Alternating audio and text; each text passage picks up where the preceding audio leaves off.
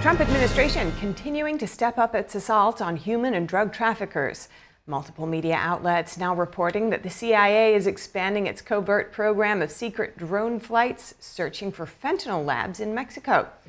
Fentanyl overdose is the leading cause of death for Americans aged 18 to 45, and it's largely produced and trafficked into the U.S. via Mexican cartels, with the help of precursor chemicals from China. To discuss, we're joined by Kervin Aucoin, a former lead intelligence, surveillance, and reconnaissance coordinator for the U.S. Army, and now the host of the This Week Explained podcast. Good to have you with us, Kervin. This covert program started during the Biden administration.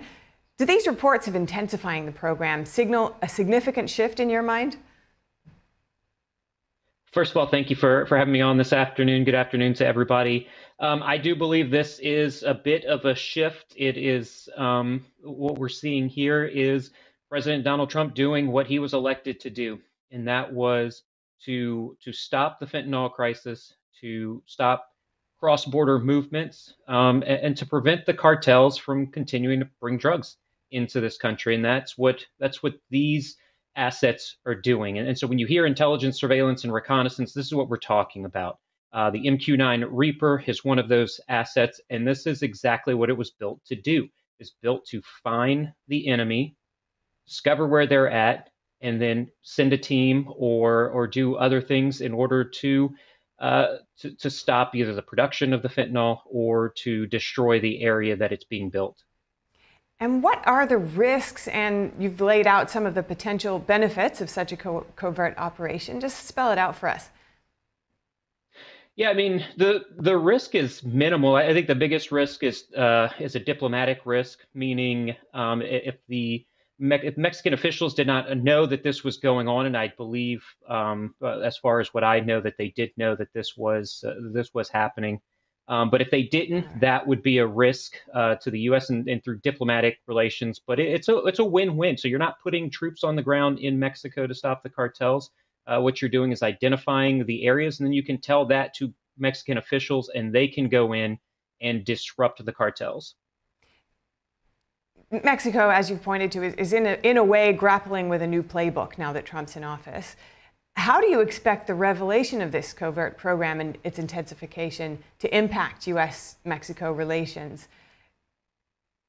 Yeah, look, they are fractured because of President Donald Trump being President Donald Trump, and he doesn't mince his words. He says exactly what he believes to be true, and he puts that out there. That's a shock to the global community. You know, they dealt with it from 2016 to 2020. But from what I'm seeing, though, nobody learned their lesson. Trump is going to say exactly what he feels is the truth, and he's going to put that out there in a public forum. So Mexico is scrambling in this. There could be some fracturing in those relations, but at this point, right now, what we're seeing is Mexico is getting this information, this intelligence from the U.S., and they're cracking down on the cartels.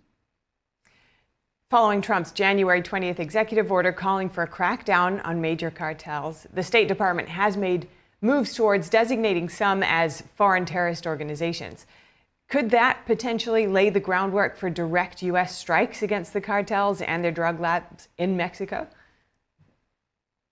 It's possible. However, that is going to take some work. Mexico is going to have to agree to that. And listen, I want to be very clear. These MQ-9 Reapers, their payloads are intelligence-based, they're ISR-based. From what I know, there are no munitions on these MQ-9 Reapers. But if one were to be used, Mexico would have to agree to that, because if they did not and a munition landed in sovereign Mexican territory, we've got a war on our hands, and nobody's wanting that. Nobody wants to do that. So we've got to be very careful about the type of payloads that are put on these aircraft. And as I mentioned earlier, many of the precursor chemicals that cartels use to make fentanyl come from China. Now, given the unique United States-U.S.-China relations, do you anticipate any new moves to crack down on China's role in all of this? And if so, what would that be? Absolutely. Secretary of State Marco Rubio has pointed at China as being the #1 adversary to the United States, and the fentanyl crisis is a part of what they do as an adversary. So they have utilized their networks to move what you said, well, these chemicals to create fentanyl into Mexico. Those would then get shifted and moved across the border into the United States. And it is to disrupt the U.S. economy and honestly, the U.S. people, so that China can do what they want to do, which has always been what Xi Jinping has said, and that is to reunify Taiwan. Very, very good of Marco Rubio to understand that. And I do think there's going to be a lot more pressure on the Chinese Communist Party.